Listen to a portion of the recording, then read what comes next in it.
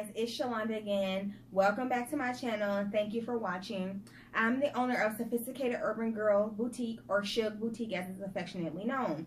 And I just want to come to you guys today and for the next few weeks and start a series about education. So you might be thinking, like, why is a boutique clothing owner talking about education?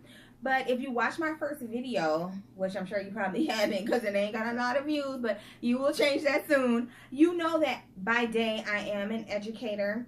I'm a teacher. I'm a special education teacher. So I have a license in specific learning disabilities, or maybe you may have SLD or LD, and then emotional behavior disorders, and that stands, or the acronym is EBD, in some states is ED. And I do plan on giving some information about SPED in the future, but not in this video. I really won't go into that in this video.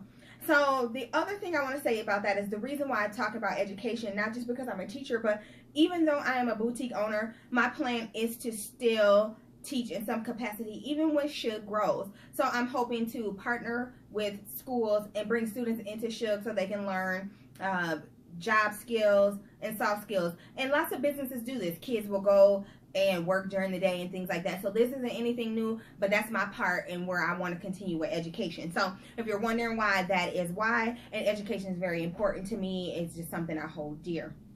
So anyway, this is more about my path to education and my path to higher education, if you're interested in to move to that path yourself. So let me just go ahead and get started. So before I tell you how I got to education, let me tell you about a little bit about my background. So prior to working in education, I had always worked in like accounts receivable, accounts payable, customer service, collections, and I had dibbled and dabbled a little bit in medical claims. And what I will say about working in collections and like accounts payable and receivables is that it just wasn't never my thing. It was just never really a good fit for me. Like, for example, working for AT&T, like if you chose not to pay for your phone bill, like I was not the type to be like sweating someone for their phone bill. Like, that's your phone. If you ain't gonna pay your phone bill, that's on you.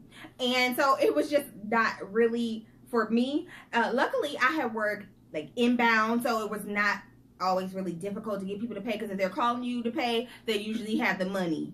And so a lot of it was like customer service, but it was mainly like a collections field. And so as I was working the collections, I had worked by day as a claims examiner at like a insurance place.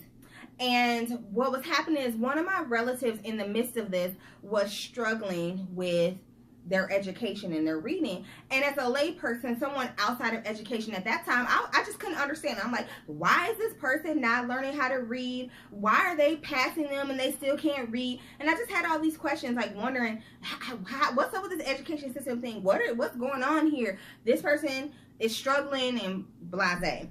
So what was happening is, also during that time, I was still working the claims, and I really wasn't feeling that either. It wasn't really about the job per se. It was more about the management and the style of management, and kind of was like a good old girls club in a sorority, and I just wasn't feeling that.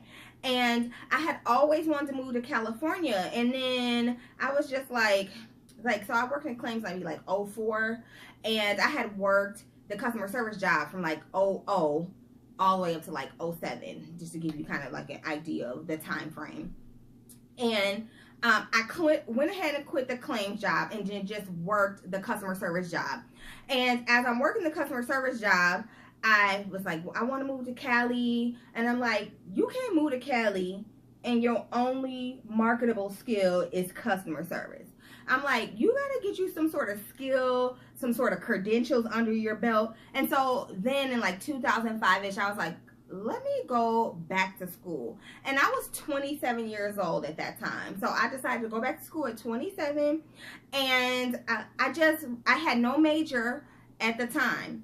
And I had dibbled and dabbled in some education classes, and I just fell in love. And then it kind of brought a full circle with that family member that I had and things like that. I do want to say another thing that happened at the customer service job was the company was bought out by another company. And when they got bought out, they came in and maxed my pay and the pay of other people in my position. And I won't say what the number was because I'm not trying to offend anybody, but I will say it's in the teens.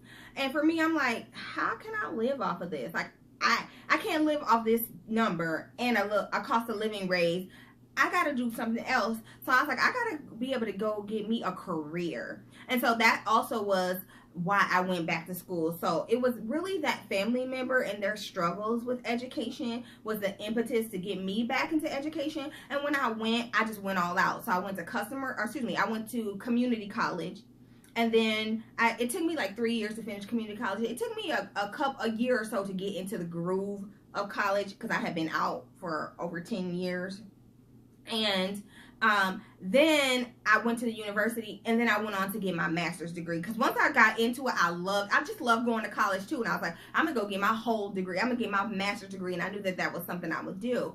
And so that's eventually what I did. And so it was more like, okay, I was working customer service. I never liked that. And I worked claims. I really didn't care for that. I always wanted to move out of town, but I knew I needed a marketable skill. Even though I never moved out of town, I still live in my same state. And then just trying to understand education in general was the reason why I got into education. And I will say that this is the first place that I feel like I fit. Like, I feel like it's more my home. And so that's why I'm like, I would never totally leave education because it's just near and dear to my heart.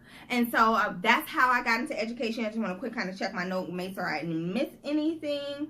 But no, that's about it. So if you have any questions for me about like education, how to go about it, like the process of going back to college as an adult, I'm happy to answer that and just stay in the course even when it's taking a while, or working as an adult and also trying to get your degree. I'm happy to answer any of those questions. So anyway, that's about it. Thanks for watching. I appreciate it, and have a good day. And please like and subscribe.